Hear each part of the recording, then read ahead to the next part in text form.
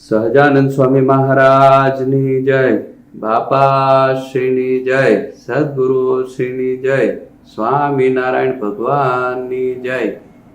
આજે તારીખ 13/12/20 રવિવાર. તીર્થધામ શ્રી અબજી બાપાશ્રીની છતેડી, બળદિયા, ભુજ, કચ્છ આયોજિત આજની રવિવારની આ દિવ્ય સત્સંગ સભામાં આપ સર્વેને મારા ભાવથી જય સ્વામિનારાયણ. આપણી દિવ્ય સભામાં દિવ્ય સ્વરૂપે પ્રત્યક્ષપણે બિરાજિત ભગવાન શ્રી સ્વામિનારાયણ, તેમના અનાદિમાં મુક્તરાજ બાપાશ્રી, સદગુરુશ્રીઓ, અનંત મુક્તો તેમજ પરમ સદગુરુવર્ય વાત્સલ્ય મૂર્તિ અનાદિમુક્ત શ્રી નારાયણ મામા, સ્વામચંદ બાપા, મુનિ સ્વામી, લીલામાસી બા, જાદવજી બાપા આદિ દિવ્ય મુક્તોની ઉપસ્થિતિમાં ઉપસ્થિત આપ સર્વેને મારા કોટી કોટી દંડવત પ્રણામ છે. જય સ્વામિનારાયણ.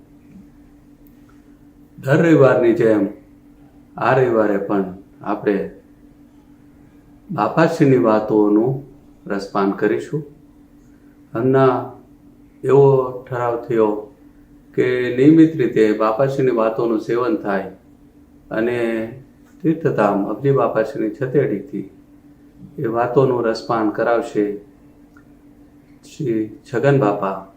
તો છગન બાપાને હું વિનંતી કરું કે બાપાશ્રીની વાતોનું રસપાન કરાવશે શ્રી છગન બાપા. વર્ણીય વેશ રમણીય દર્શનમ મંદહાસ રુચિરાનનામુજમ પૂજિતમ સુરનરો તમેરો મુદા ધર્મનંદન મહં વિચિંતે. સ્વામિનારાયણ હરે, સ્વામિનારાયણ હરે. ઈષ્ટદેવ ભગવાન સ્વામિનારાયણ પૂર્ણ પુરુષોત્તમ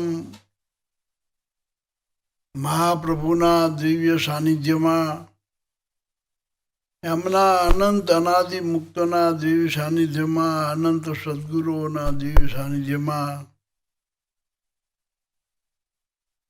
ટેલી સત્સંગમાં, રવિ સભામાં ઉપસ્થિત બધા જ મુક્તોને કોટાન કોટી દંડવત પ્રણામ સાથે જય સ્વામિનારાયણ. આપણે અગાઉના રવિવારમાં બાપાશ્રીની વાતોનું ચિંતન મનન કરવાનો એક વિચાર કર્યો.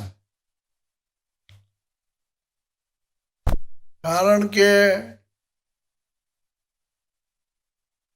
શ્રીજી મહારાજનું જે આધ્યાત્મિક જ્ઞાન છે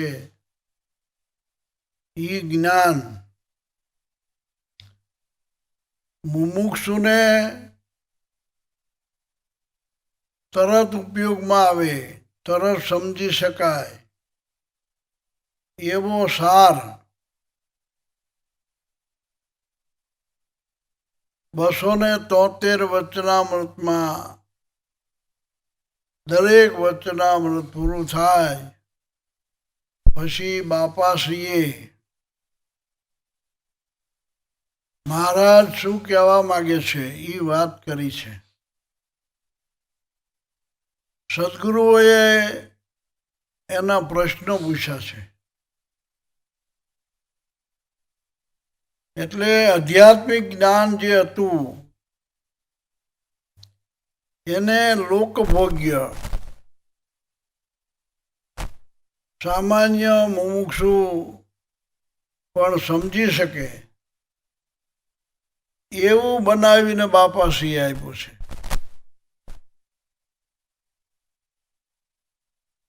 અનંત પરચા, અનંત વાતો, લીલા દિવ્ય અનંત,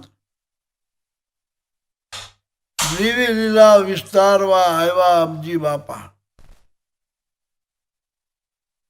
આપણે એ સાખીમાં બાપાશ્રીનો મહિમા કહેવામાં એ વાત કહીએ છીએ.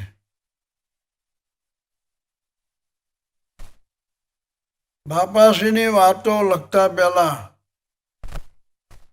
એ વાતોની જે પ્રસ્તાવના જેને પ્રકાશક કરી એ બધા સદગુરુઓ. અનાદિ મુક્તરાજ હીરજીભાઈ ભીમજીભાઈ ચાવડા અને બીજા બધા સોમચંદ બાપા અને સદગુરુ હતા. એમને ખૂબ પ્રયત્ન કરીને બાપાશ્રી જે બોલ્યા એને સદગુરુ ઈશ્વરચંદાસજી સ્વામીએ લખાણમાં લખી અને આપણી સમક્ષ આપણા જીવના કલ્યાણ માટે મૂકી છે. એમાં તો એટલું બધું સમજવાનું છે કે જ્યારે જ્યારે વચનામૃત વાંચીએ અને એમાંથી ગૂઢ વાત બાપાશ્રી સમજાવે ત્યારે ખરેખર સમજાય છે. પ્રસ્તાવનામાં વચ્ચે એક થોડીક વાત છે. સદગુરુ વૃંદાવન સ્વામીને કોઈકે પૂછ્યું કે મુક્ત મૂર્તિમાં રહે છે એ વાત નવી કે જૂની? ત્યારે સદગુરુ વૃંદાવન સ્વામી તો આધ્યાત્મિક માર્ગના ખૂબ અનુભવી. એમને એ પૂછનારને પૂછ્યું કે સ્વામિનારાયણ ભગવાન છે એ વાત નવી કે જૂની?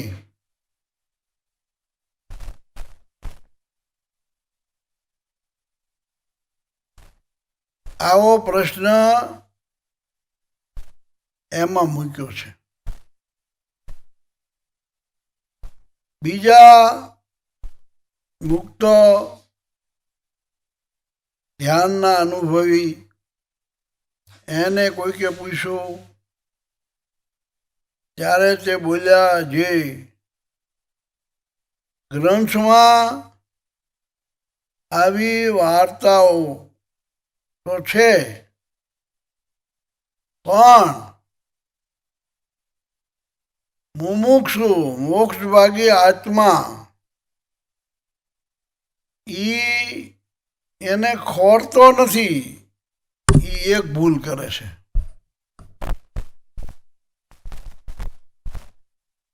અને એ વાત ની જાણ છતાં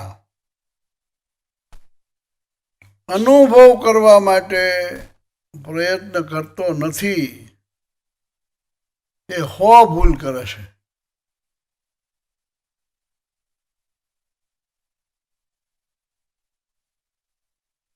અને આ સુંદર શ્રીજી મહારાજનો સિદ્ધાંત આટલો સરળ ભાષામાં તમામ શાસ્ત્રોના આધારો સાથે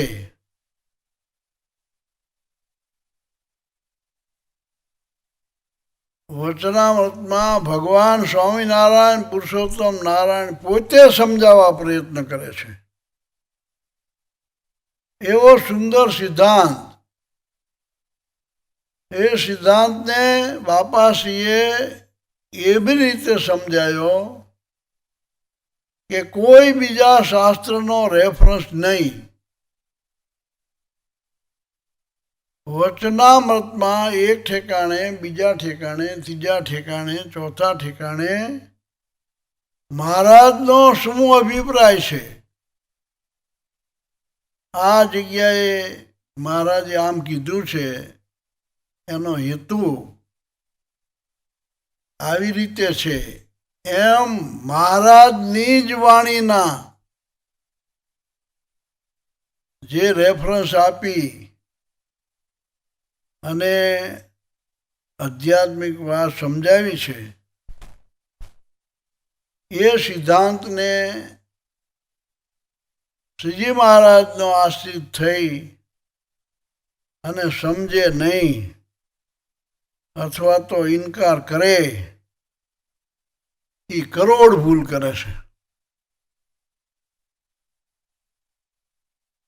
આવી વાત પ્રસ્તાવનામાં સદગુરુએ લખી છે.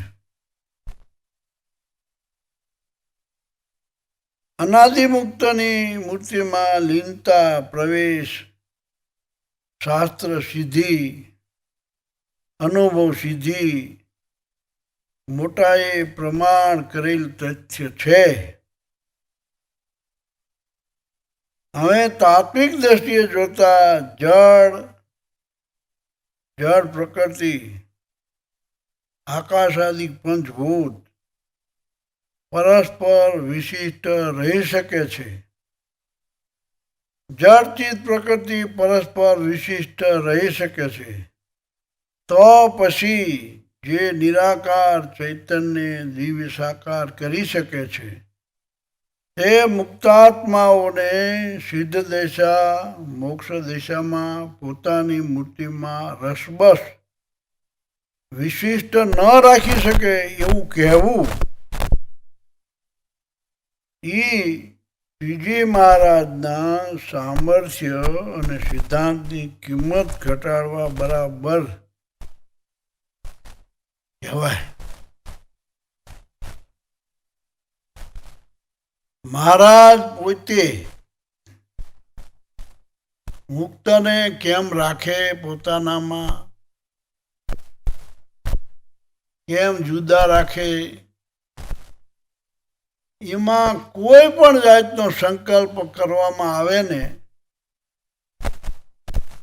એ અધૂરું જ્ઞાન છે.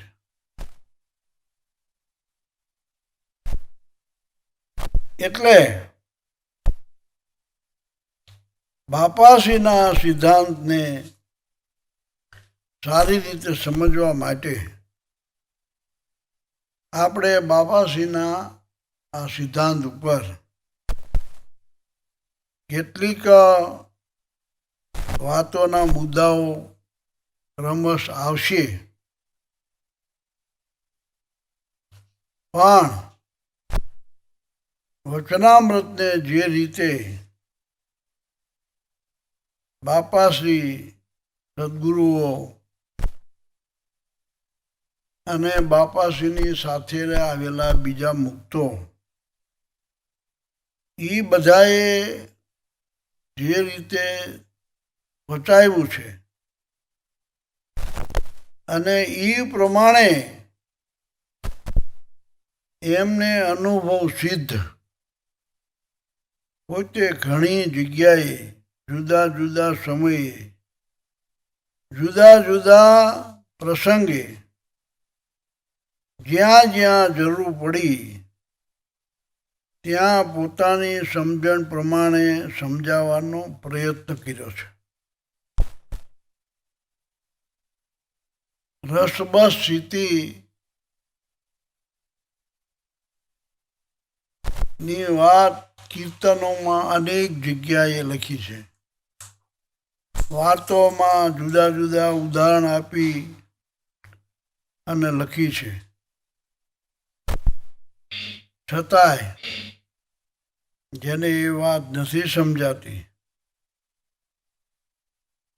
તેને હજી બીજબર અધૂરું છે એવું લાગે છે.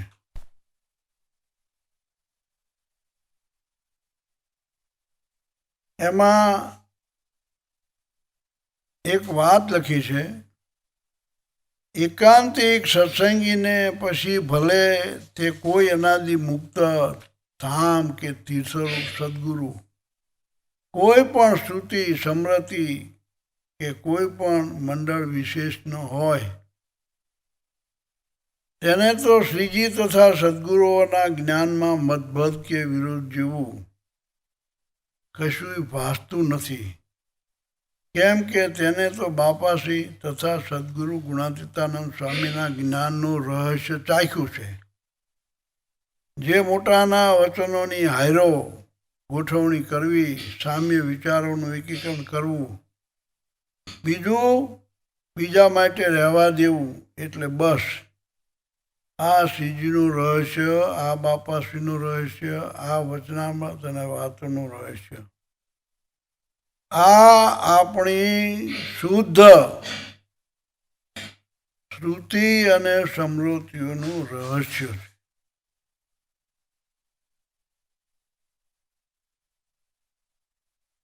હવે જેમ વિષયનો સ્થૂળ દેહ ત્યાગ કરવાથી વાસના કુંઠિત થાય છે, પરંતુ નિર્મૂળ તો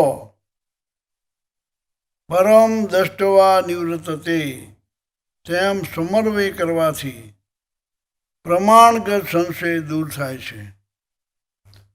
પરંતુ પ્રમેયગત સંશય તો નિધિધ્યાસ પ્રકરણથી જ થાય છે. કેવળ શાસ્ત્ર જ્ઞાન વાચાર થશે. વંદન, ઉપાસન યા જ્ઞાન જ્યારે અંતરદ્રષ્ટવાત્મક શ્રીજીની તેલધારાવ્રત અવિચ્છનીય સમૃદ્ધિની પરાકાષ્ઠાએ પહોંચે, ત્યારે તેની સઘળી ગ્રંથિઓ છેદાઈ જાય છે. પરિણામે લક્ષાર્થ જ્ઞાન પ્રગટ થાય છે.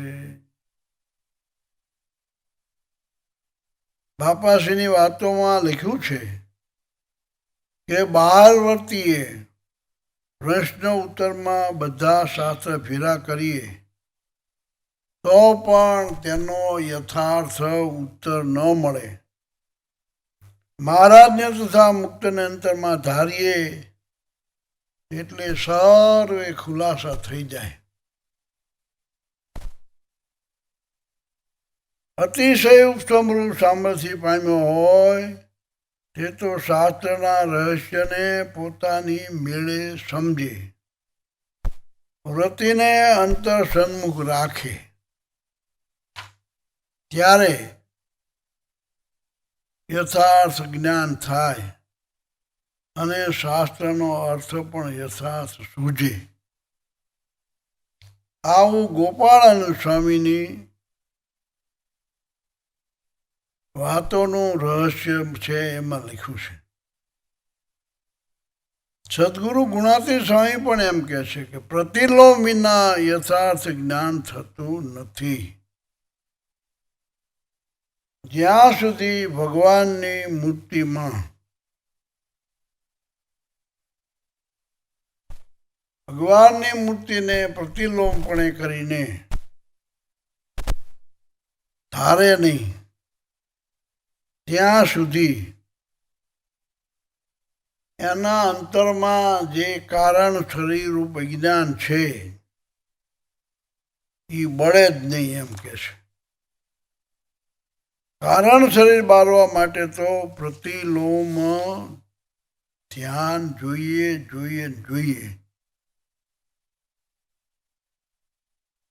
ગોપાલ સ્વામીની વાતો જોઈએ, ગુણાતીતાનંદ સ્વામીની વાતો જોઈએ, વૃંદાવન સ્વામીની વાતો જોઈએ, બાપાશ્રીની વાતો જોઈએ, તો આ બધામાં એ મુદ્દા ઉપર ભાર આપવામાં આવ્યો છે. બાપાશ્રીની પહેલી જ વાત એમાં વાત કરી, જો અંતર્યામીપણાની અને અન્વય વ્યતિરેકપણાની વાતો કરે ને જો મર્યાદા ન રહે તો તે વાચ્યાર્થ જ્ઞાન કહેવાય. તેણે કરીને મહાપ્રભુજી વિના અન્યમાં પ્રીતિ હોય તે ટળે નહીં. એ તો જ્યારે લક્ષ્યાર્થ જ્ઞાન થાય ત્યારે ક્યાંય પ્રીતિ રહે નહીં. પણ જીવને નાસ્તિકપણું ઘણું છે, તેથી વિષયને અને દેહને વશ થઈને મર્યાદા લોપે છે.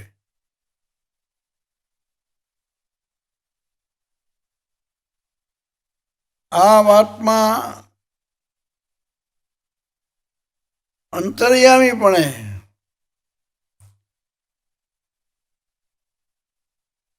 અન્વય વ્યતિરેકની વાતો આપણે ગમે એટલી કરીએ, પણ મહારાજની જે મર્યાદા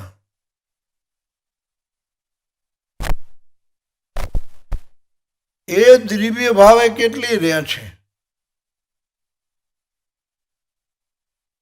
બાપાશ્રી વાતે વાતે આ સભા દ્રવ્ય જાણવી, મુક્તને દ્રવ્ય જાણવા, એ બધું સમજાવવા પ્રયત્ન કરે છે. સારંગપુરના ત્રીજા વચનામૃતનો ત્રીજો પ્રશ્ન છે કે મનન, નિધિધ્યાસ અને સાક્ષાત્કાર એ કોને કહીએ?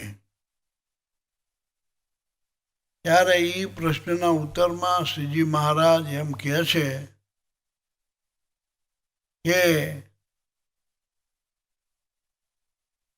ભગવાનની મૂર્તિનું દર્શન કર્યા પછી જો એ દર્શનનું મનન અને નિધિધ્યાસ એ ન કરે તો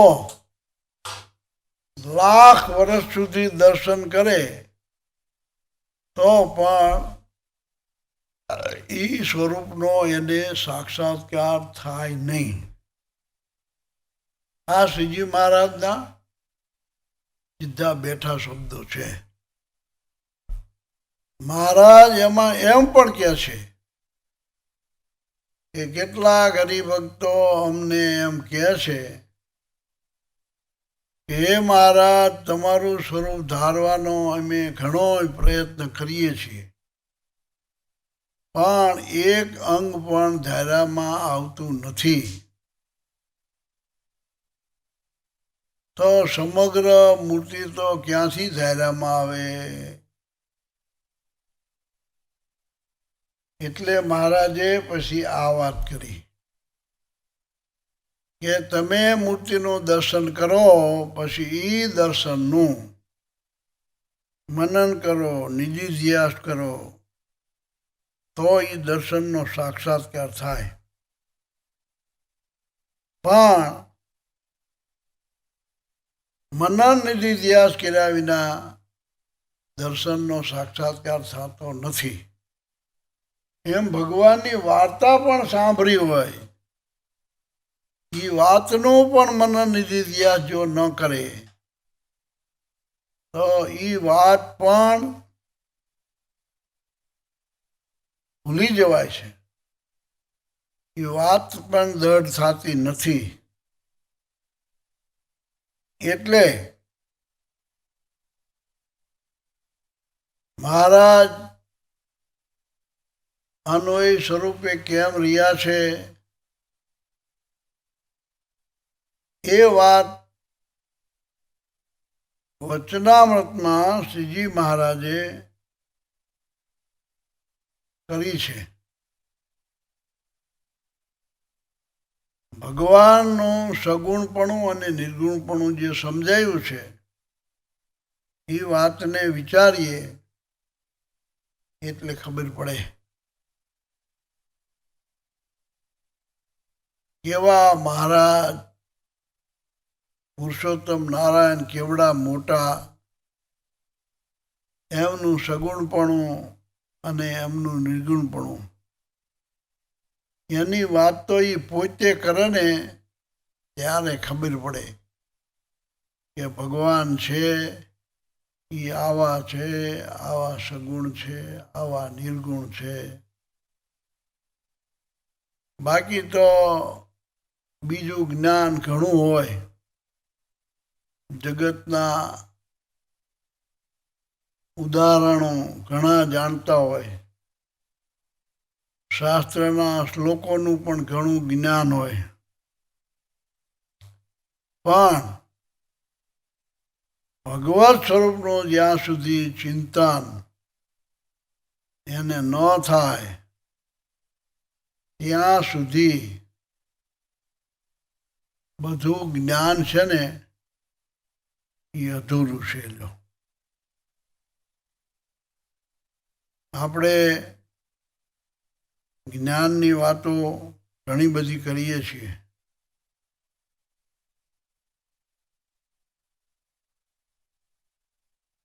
એમાં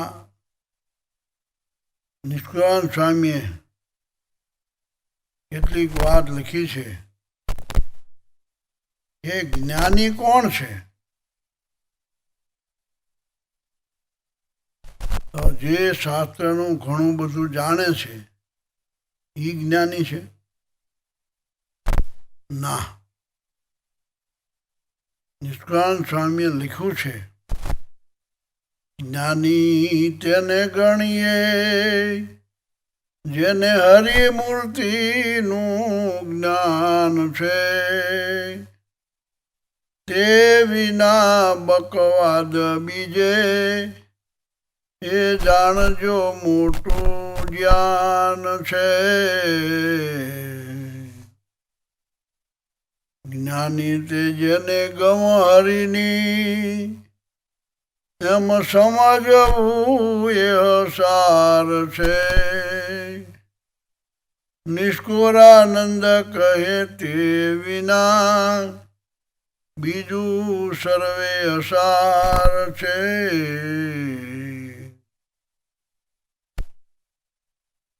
એમ અખંડ એકવારતી મૂર્તિને મૂકતી નથી, જેમ સરિતા સાગર સન્મુખ ચાલતા ચૂકતી નથી.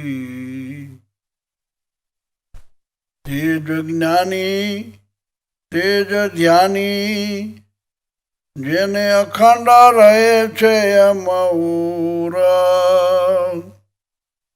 જે જનને પ્રભુની મૂર્તિ રહેતી નથી અંતરથી દૂર. જેણે અંતરમાં અખંડ રાખ્યા અલબેલો જી અવિનાશ, રાજી થઈને હરી રહ્યા દોષ રહિત દેખી નિજ દાસ.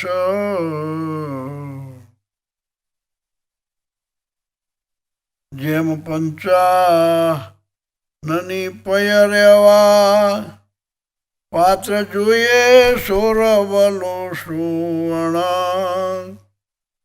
એમ હરીને રેવા તણું શુદ્ધ જનાનું અંતકરણ.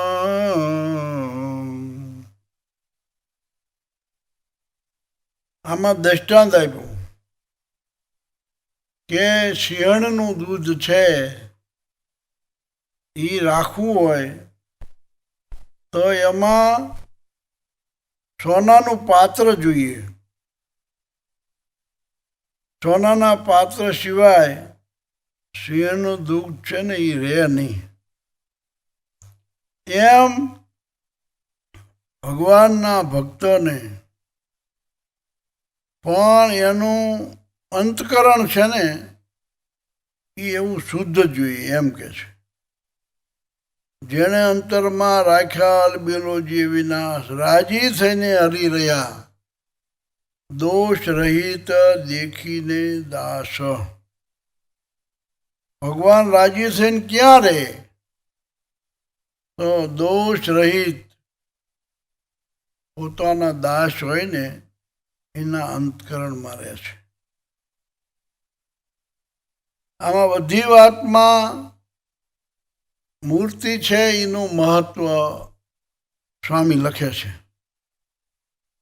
બાપાશ્રીની વાતોમાં પણ જે વાંચે એ બધા એમ કહે છે કે બાપાશ્રીની વાતોમાં તો એકલી મૂર્તિ મૂર્તિ ને મૂર્તિ જ છે.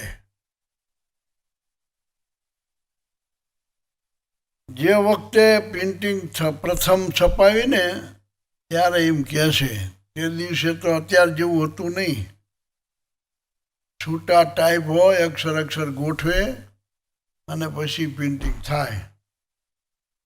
તો મૂર્તિના જે ટાઈપ હતા ને એ બધા અક્ષરો 2-3 વખત ખલાસ થઈ ગયા ને લાવવા પડ્યા. એટલી વખત બાપાશ્રીની વાતોમાં મૂર્તિ મૂર્તિ મૂર્તિ શબ્દ છે. હવે બીજું ગમે એટલું જ્ઞાન હોય પણ ભગવાનની મૂર્તિનું જ્ઞાન ન હોય તો એને નિષ્કુળાનંદ સ્વામી એમ કહે છે કે એ બકવાદ છે. જ્ઞાની એને ગણીએ જેને હરિમૂર્તિનું જ્ઞાન છે, એ વિના બકવાદ બીજો, એ વિના બીજું બોલ બોલ કરવું એ તો મોટું નુકસાન છે, મોટું જ્ઞાન છે, નુકસાન છે. ભગવાનની મૂર્તિને સમજવી એ જ સાર છે. નિષ્કુળાનંદ કહે તે વિના બીજું સર્વે અસાર છે, સાર નથી. હવે આ ભગવાનના સ્વરૂપનું જ્ઞાન, ભગવાનની મૂર્તિનું જ્ઞાન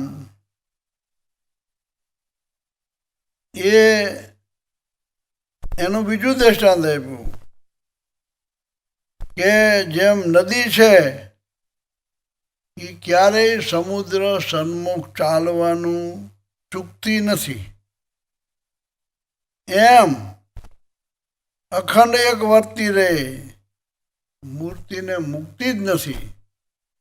જેમ સરિતા સમુદ્ર સન્મુખ ચાલવાનું ક્યારેય ચૂકતી નથી, એમ ભગવાનના મુક્ત હોય એની વર્તી ભગવાનને મૂકીને બીજે ક્યાંય જાતી જ નથી. કેવી રસવત છે તો જેમ સુગંધી રહેશે શિખંડમાંય, રહ્યો ઈક્ષુમાંય જેમ રસ, તેમ હરિહરિજન માહી હળી મળી રહ્યા એક રસ.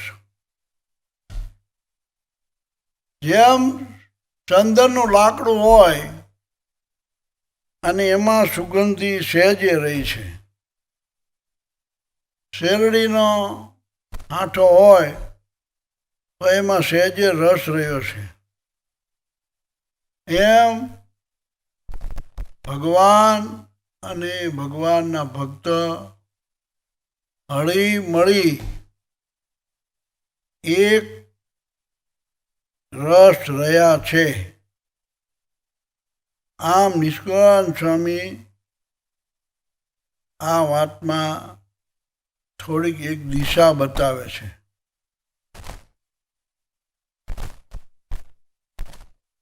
સાર સિદ્ધિમાં એમ લખ્યું છે કે સુખદેવાને શ્રી હરિ પ્રભુ પ્રગટ થયા તેમે આજ મહાસુખમય મૂર્તિ ધરી કર્યા અનેક જનના કાજ.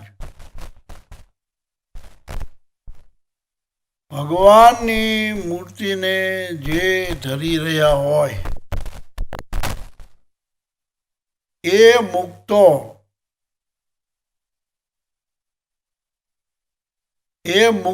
જ જીવનના કલ્યાણ કરી શકે છે. શાસ્ત્રમાં અનેક વાતો છે. પરોક્ષના દ્રષ્ટાંતો થોડાક જોઈએ તો વાલ્મીક ઋષિ થયા, શેનેથી થયા તો એક ધારું એને ભજન કર્યું, બધી વૃત્તિઓ છોડી નાખી, ઉલટા અક્ષર થઈ ગયા, એમ ભજન કર્યું, એ રૂપ થઈ ગયા, માથે રાફડા થઈ ગયા, ત્યારે પરિવર્તન થયું. જેને જેને ભગવાનના સ્વરૂપમાં વર્તી લાગી છે એને જ ભગવાનનું સુખ પ્રાપ્ત થયું છે.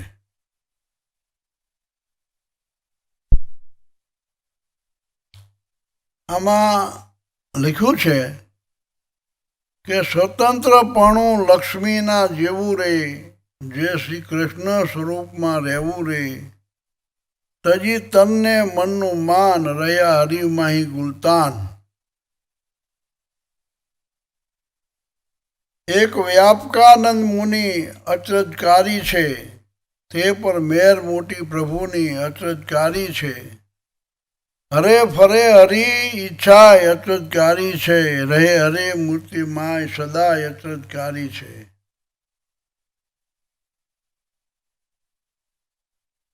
આવી રીતે જે ભગવાનના સ્વરૂપમાં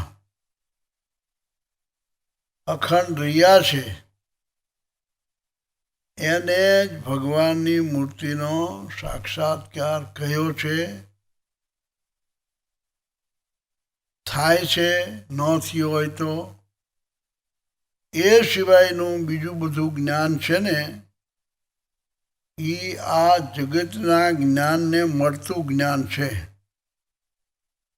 એમ કહેવું હોય તો કહેવાય.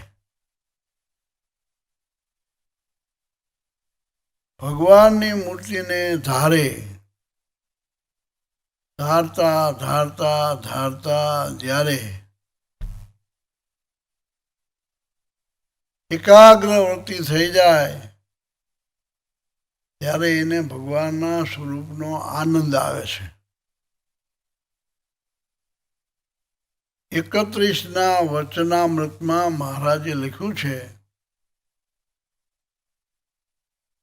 કે ભગવાનની મૂર્તિનું ચિંતન કરતા કરતા એને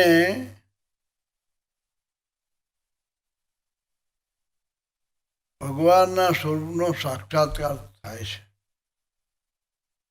બીજી કોઈ આના માટેની સાધના છે એ ઉપયોગમાં નથી આવતી. કોઈ પોતાનું આ જગતનું હોય એટલું દાન આપી દે તો મૂર્તિનો સાક્ષાત્કાર થાય એવું ક્યાંય લખ્યું નથી.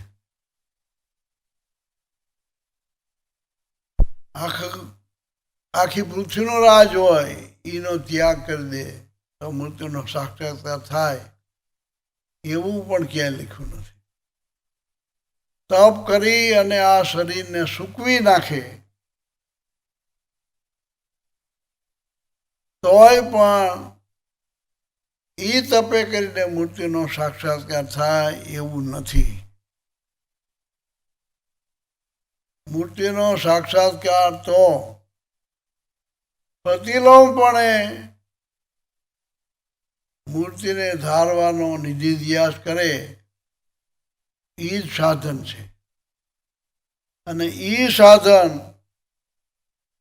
બાપાશ્રીએ પોતાના જીવનમાં બધાયને સમજાયું છે.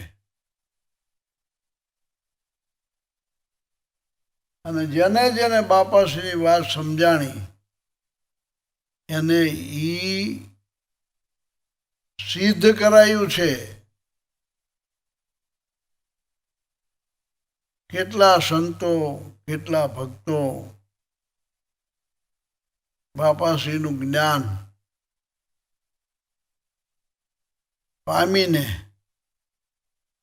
કેવી કેવી સિદ્ધ દિશામાં હતા એનું આખ્યાન કરીએ ને તો એ બધા સંતોના આખ્યાન લેવા પડે એવા છે.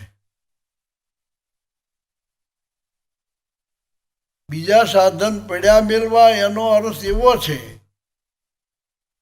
કે કેવળ ભગવાનની મૂર્તિની પ્રતિલોમપણે ધારણા કરવી એ સાધન શ્રેષ્ઠ છે કહેવાનો અર્થ એમ છે. એટલે પછી બીજું કંઈ ન પારવું કે કંઈ ન કરવું એવો એનો અર્થ નથી. બીજા સાધન પડ્યા મૂકવા એનો અર્થ એવો નથી. પણ આને અગ્રેસર રાખવું આ વાતને ભગવાનની મૂર્તિનું ધ્યાન કરવાની, પ્રતિલોમપણે સમજવાની વાતને ટોપ પ્રાયોરિટી આપવી જોઈએ. તો એનું કારણ શરીર છે ને એ બરે. મને એક વિદ્વાન માણસ, ક્લાસ 1 ઓફિસર, રિટાયર થઈ ગયા, 3-4 પેઢીનો સત્સંગ, એને પ્રશ્ન કર્યો મને કે આ સ્થૂળ, સૂક્ષ્મ અને કારણ એ વાત તો શાસ્ત્રમાં બહુ પ્રસિદ્ધ છે, પણ આ મહાકારણ શું છે?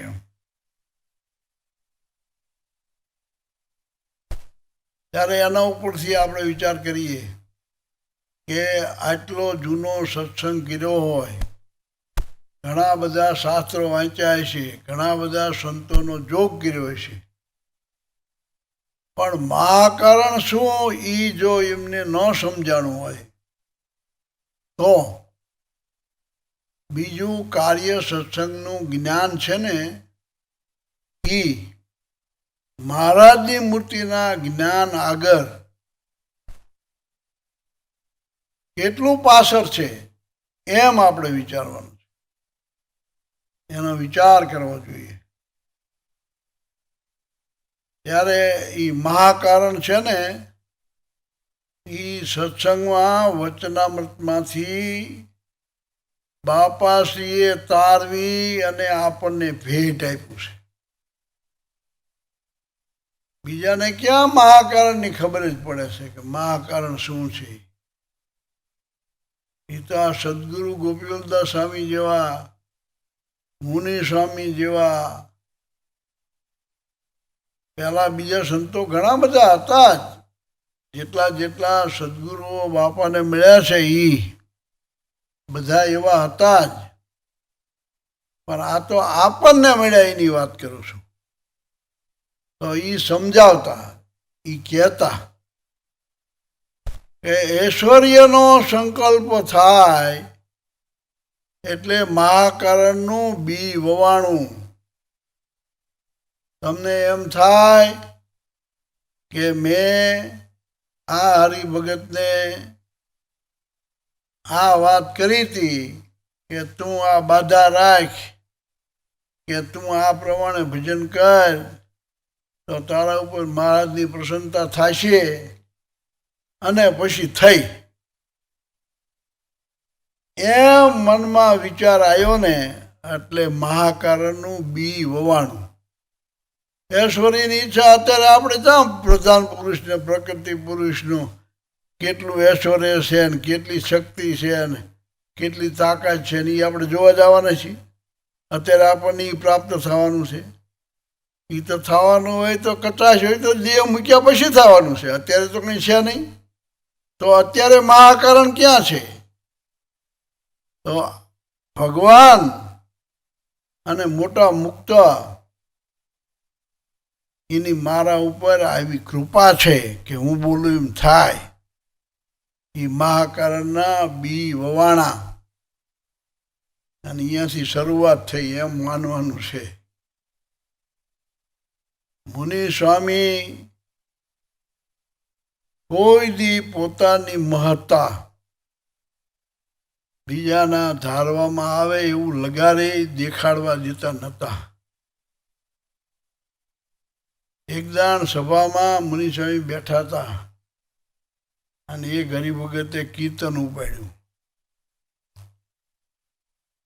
સંત તે સ્વયં હરિ, જેની ઉલટી પલટી વાત સંત તે સ્વયં હરિ.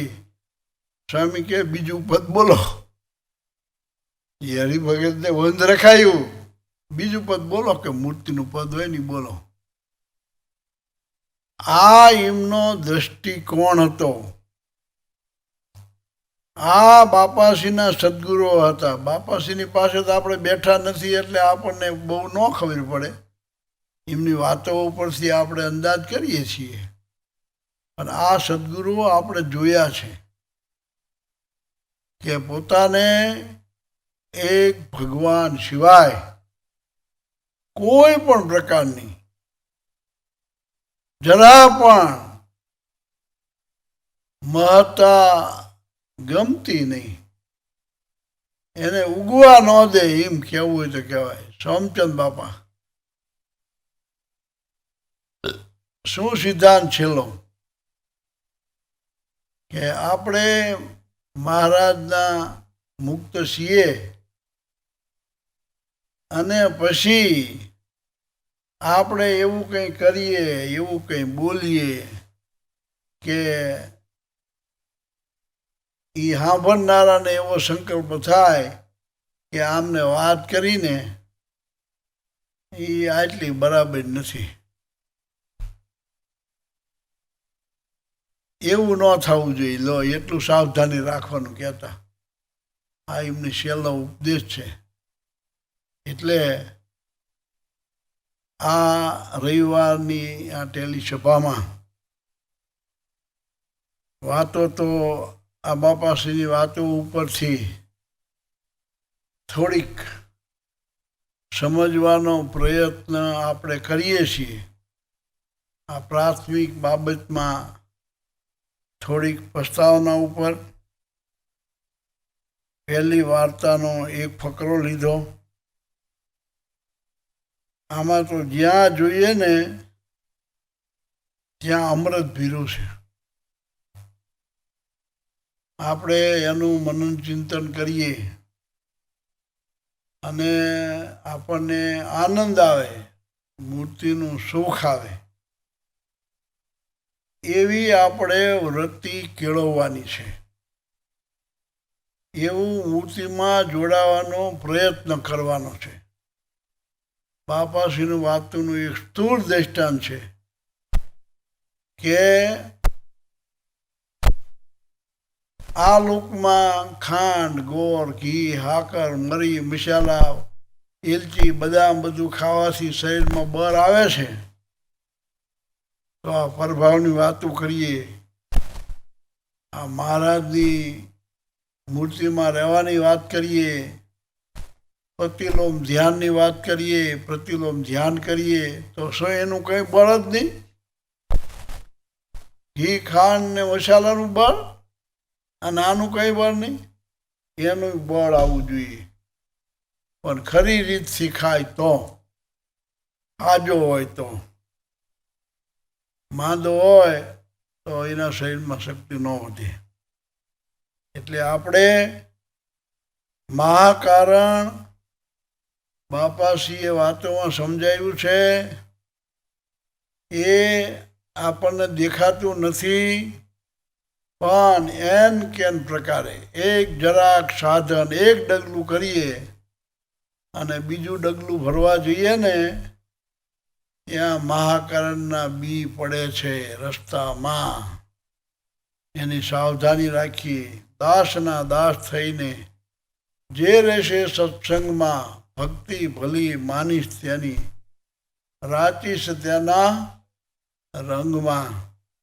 આ મુદ્દો, આ ધ્યાન આપણે યાદ રાખીએ.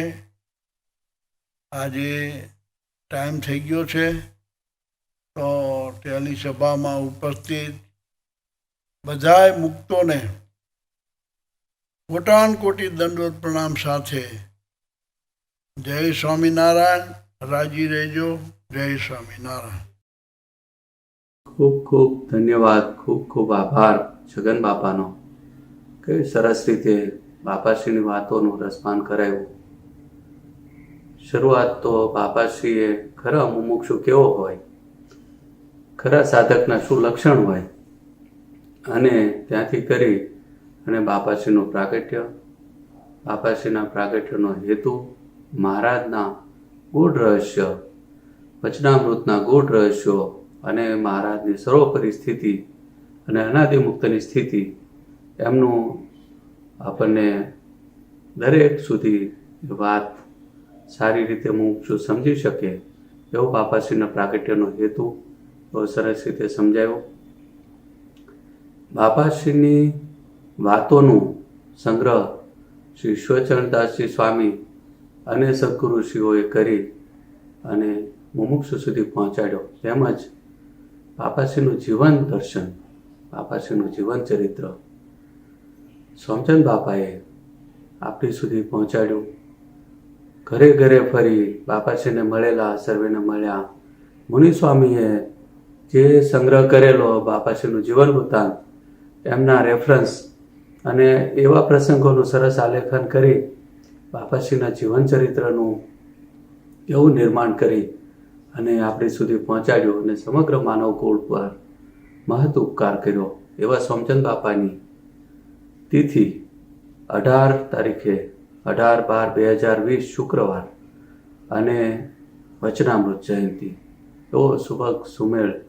તો વચનામૃત જયંતિએ શ્રી સ્વામિનારાયણ ડિવાઇન મિશનથી પણ એક દિવ્ય સત્સંગ સભાનું આયોજન થયેલ છે. તો આપણે એમને અત્રે યાદ કરીએ. સોમચંદ બાપાના ચરણોમાં કોટી કોટી દંડવત પ્રણામ છે. જય સ્વામિનારાયણ. હવે આજે આપણે વિશેષ રીતે સોમચંદ બાપાની દિવ્ય અમૃતવાણીનો લાભ લઈશું. વિનંતી કરું, સોમચંદ બાપાની દિવ્ય અમૃતવાણીનો લાભ આપશું. માટે ઘણું કરવાનું તો એ છે જે મહારાજ પ્રવાચનના મોટા મુક્તને દિલ જાણ્યા ને તેમને અખંડ દેખ રાખો તો દેશ કાળ સુધાર થઈ જવાય. નહીં તો લાખો જણને દાખલા કરે તો મહારાજનું સુખ ન મળે. તેમ જે સુખના ધણી શ્રીજી મહારાજ છે એ સુખ આપે ત્યારે જ લેવા. માટે એમની મરજી જાણવી જોઈએ એ કેમ રાજી થાય છે. અનાદિ મુક્ત છે એ તો શ્રી પુરુષોત્તમ રૂપ છે. તેમને તો પુરુષોત્તમ નારાયણના બીજું કાંઈ છે જ નહીં. તો પણ આ લોકમાં દેખાય ત્યારે બધા વિધિ આ લોકને મળતો દેખાય. એક વાર અનાદિ મુક્ત શ્રી ગોપાલ સ્વામી તેમના સાધુને રાત્રે પૂછ્યું જે આટાણે કેટલો વખત હશે. સંતો કહે સ્વામી હજી અડધી રાત જેવું લાગે છે. પછી બીજે દિવસ બપોર ટાણે વળી એમ જ પૂછ્યું ત્યારે સંતો કહે સ્વામી અત્યારે બપોર થયા છે. પછી સ્વામી શ્રીએ સંતોને પાસે બેસાડીને વાત કરી કે તમે તો મહારાજની મૂર્તિ અખંડ ધારો છો ને તમને બપોર કે રાતની કેમ ખબર પડી. આ વાતથી સંતો સમજી ગયા કે સ્વામીશ્રીએ આપણી કાચે ઓળખાય. આપણે મહારાજના રાજ્ય દિવસનો નિર્ણય શા માટે કરવો જોઈએ. એમ મોટા મુક્તે આપણી પેઠે સર્વે ક્રિયા કરતા દેખાય પણ એમને મહારાજના બીજું કાંઈ હોય જ નહીં. એવા મોટા મુક્ત નહીં થયા પડે ત્યાં માયા ગોતી કરે નહીં. નબળા ગાઢ સંકલ્પ થઈ જાય. જેમ કમળના ફૂલને પાણીનો પાસ ન હટે અને સૂર્યના પ્રકાશમાં અંધારું રહે નહીં તો મોટાની સમીપે માયા બરાબર કરી શકે નહીં. એમ જાણી મોટા મુક્ત સાથે આત્મબુદ્ધિ કરવી ને જીવ કરી દેવો. મહારાજને જીવના કલ્યાણ કરવાનો ખર્ચો જુઓ. અક્ષરધામમાંથી અહીં મનુષ્ય દર્શન થઈ ગામો ગામ ને ઘરોઘર થયા. પોતે ત્યાગની રૂચિ જણાવતા એ દયા કરીને લાખો માણસના બેડામાં રહ્યા. અજ્ઞાનીના ઉપદ્રવને અપરાધ સંખ્યા એવું ઘણું એમણે કર્યું. જીવને પોતાના કલ્યાણ માટે સંપરિવર્તનનો ધીરો ખંભો ને વચનમાં વર્તવું એટલું કઠણ પડે છે.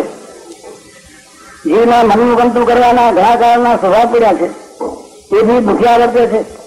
પણ જો એવા અવળા સ્વભાવ મૂકી આવા મોટાનો જે સમાગમ કરે ને સત્સંગની લટક શીખી ભાગવત ધર્મ સિદ્ધ કરે તો મહારાજ મોટા મુક્ત એની કાચે માત્ર ટાળી નાખે. મહારાજના દર્શન કરવા ત્યારે જાણે નહીં મુક્ત એ મૂકી દેવા છે ને મોટા મુક્તના દર્શન કરવા ત્યારે એવો ભાવ રાખો જે અનંત મુક્ત સહિત મહારાજ એમના દેવા છે. શ્રીજી મહારાજ મનુષ્ય દેખાણા એ મૂર્તિ તથા જે પ્રતિમા રૂપે દર્શન આપે છે એ મૂર્તિ અને અક્ષરધામમાં અનંતોટી મુક્તને અખંડ તેજોમય દર્શન આપે છે ત્રણેય મૂર્તિમાં એક રોમનો ફેર નથી. આમ સમજણ રાખવાથી દિવ્યભાવ વધતો ને વધતો જાય. શ્રીજી મહારાજ સત્સંગમાં પ્રતિષ્ઠ બિરાજે છે. તે અંગીકાર કરે છે. પોતાના ભક્તના મનોજ પૂરા કરે છે. બે મુકલાસને દર્શન લઈ તેડી જાય છે. એમ અનંત પ્રકારે મોક્ષના દ્વાર ઉગડ્યા છે. કોઈ આવો કોઈ આવો પણ જીવને એવા સમજાતી નથી. એ રહી જાય છે. માટે મોટા મુક્ત જે શ્રીજી મહારાજના લાગેલા એમ જો કરી પોતાનું પૂરું કરી લેવું. આ સત્સંગમાં શ્રીજી મહારાજના હાજર મુક્ત એવા ઝઘડા છે કે વ્યક્તિ માટે જીવને મહારાજને સુખમાં મેળવી દે છે. જો આવી સભામાં દિવ્યભાવ આવે તો છતાં બે ગામમાં બેઠા છીએ એવું થઈ જાય. આ સભા ખરી અક્ષરધામની છે. એવો મહિમા સમજાય તો માયાનો પડતો ન રહે. મોટા સંતો કેવા ચમત્કારી શાસ્ત્રો લખ્યા છે, જીવમાં કલ્યાણ સારું કેવા કેવા દાખલા કર્યા છે. તો જીવને મહિમાની ખબર નહીં. તેથી જ્યાં ત્યાં માથા ભટકાવે ને જેના તેના વિશ્વાસ કરે એ તો સાર જ્ઞાન કહેવાય. જે મહારાજને મોટો બાદ આવે તો કોઈનો ભાર રહે જ નહીં. કેમ કે શ્રીજી મહારાજની કોઈ જોડ નથી. એમ કોઈની ઉપમા ન દેવાય એવી અલૌકિક દિવ્ય મૂર્તિ છે. એવો મહિમાને સમજાય ત્યાં સુધી બધું સાચું. આપણા મૂર્તિમાં બીજું કાંઈ સંભાળવું નહીં. મહારાજ આપણા સામે જોઈ રહ્યા છે, એમ આપણે એમના સામે જોઈ રહ્યું. અક્ષરધામ અને મહારાજની મૂર્તિ કાંઈ છેટે નથી. આમ અંતરદ્રષ્ટિ કરીને જોઈએ તો દર્શન થાય એટલી જ વાર લાગે. શ્રીજી મહારાજની મૂર્તિ ત્યાં અક્ષરધામ આનંદ મુક્ત હોય. આ સભામાં મહારાજ પ્રત્યક્ષ બિરાજે છે. મોટા મોટા મુક્તો પણ છે. મહારાજને જવાવાનું ક્યાં હતું? એ તો સદા છે ને છે જ. દિવદ્રષ્ટિ ન થઈ હોય ત્યાં સુધી કંઈક હશે એમ જણાય. પણ દિવદ્રષ્ટિ વાળાને તો મુક્તિ મુક્ત અને દાન સદા પાસે છે. કઠોર પક્ષી જેમ ચંદ્રમા સામે જોઈ રહે છે તેમ આપણે મહારાજ સામે જોઈ રહ્યું. મહારાજની દયા જીવો પર ઘણી છે. તેમ આનંદ મુક્ત સહિત જે મૂર્તિ અક્ષરધામમાં બિરાજે છે એ જ મહાપ્રભુએ દયા કરીને ભક્તિ ધર્મને ઘેર પ્રગટ થઈ કઈને દર્શન આપ્યા. સાથે બીજી મુક્તો પણ એવા જ લાવ્યા. માટે એ બીજી મૂર્તિને બીજી મુક્તિથી ક્યારેય જુદા ન કરવું. મૂર્તિમાં જોડે જવાય તો ત્રીજી સાથે કાળકર્મમાં બી કોઈ નડી શકે નહીં. જો પુરુષોત્તમ ભગવાનને તેમના અનાદિ મુક્ત સામે જોઈ રહીએ તો બીજો કાંઈ ભાષે જ નહીં. આનંદ આનંદ થઈ જાય. કોટી કોટી દંડવત પ્રણામ સહિત સોમચંદ બાપાના ચરણોમાં જય સ્વામિનારાયણ. સમગ્ર દિવ્ય સત્સંગ સભા વતી સોમચંદ બાપાનો ખૂબ ખૂબ આભાર. અને આપણે એમના એટલા ઋણી છીએ કે આભાર તો બોલી શકાય તેમ નથી. પણ સોમચંદ બાપાની દિવ્ય સ્મૃતિ અને એમના પ્રસંગો એને આપણે વચનામૃત જયંતિ અને સોમચંદ બાપાની તિથિના દિવસે આપણે સર્વે વાગોળીએ એવી સર્વે સભાને વિનંતી. હવે હું વિનંતી કરું, આજની સભાની પૂર્ણાહુતિ આપણે મુનિસ્વામીના દિવ્ય અમૃત વચનોથી કરીશું. એ પહેલાં થોડી જાહેરાત કે યુટ્યુબ ચેનલ પર અબજી બાપાની છતેડી તેમજ શ્રી સ્વામિનારાયણ ડિવાઇન મિશન ઉપર ખૂબ જ સાહિત્ય અપલોડ થયેલું છે. એનો જેમ બને તેમ વધુ સર્વે લાભ લેવા વિનંતી. તો સર્વેને વિનંતી. બોલો સહજાનંદ સ્વામી મહારાજની જય, બાપા શ્રીની જય, સદગુરુ શ્રીની જય, સ્વામિનારાયણ ભગવાનની જય. હવે આપણે મુનિસ્વામીના દિવ્ય અમૃત વચનો ઝીલી 2 મિનિટ ધૂન પછી આજની સભાની પૂર્ણાહુતિ કરીશું. જય સ્વામિનારાયણ. महाराज के वे परमांशो शांति सुख तो मूर्ति मानते बीजे तो रुचि मानी उड़े कीधु ने मारी अखंड महाराज ની મૂર્તિ રાખવી. મૂર્તિ ભેળી હોય તો તે ભેળા કહેવાય અને મૂર્તિ ભૂલી જવાય તો ખાલી થઈ ગયો.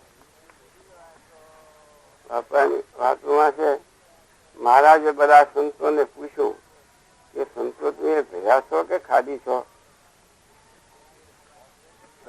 કેટલાક મોટા મોટા તો સમજ્યા, એમ થયું આ શું ભેગા છું ને ખાલી છું.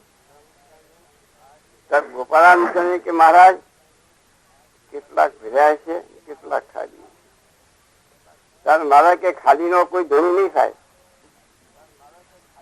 જે મૂર્તિ રાખે જીવમાં એ ભર્યા અને મૂર્તિ ભૂલી જાય એ ખાલી. મૂર્તિ વિના સુખ ક્યાંથી આવે? પછી મૂર્તિ રાખી ને શીખ્યા રહેવું આપણે. ખરું સુખ મૂર્તિમાં છે. બાબા કે મોટા મોટા મૂર્તિ તો મારાની અકળી જ છે. નીકળી જો મૂર્તિ કેવી છે